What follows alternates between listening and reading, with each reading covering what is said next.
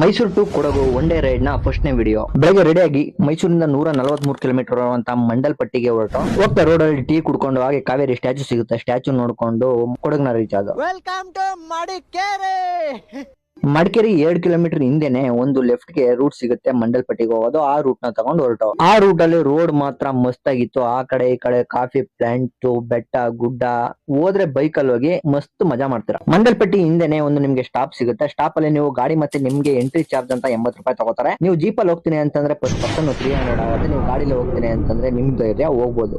4.5 kilometre of road ಮಾಡ್ಕೊಂಡು ಕೊನೆಗೂ ನಾವು ಮಂಡಲ್ಪಟ್ಟಿ ರೀಚ್ ಆದೋ. ಮಂಡಲ್ಪಟ್ಟಿ ಅಂದ್ರೆ ಯಾವ್ದು? ಗಾಳಿಪಟದಲ್ಲಿ ದಿಗಂತ ಕಾತನ್ ಮನೆ ಇರುತ್ತಲ್ಲ, ಮುಗಿಲ್ಪೇಟೆ ಇದೇನೇ ಅದು.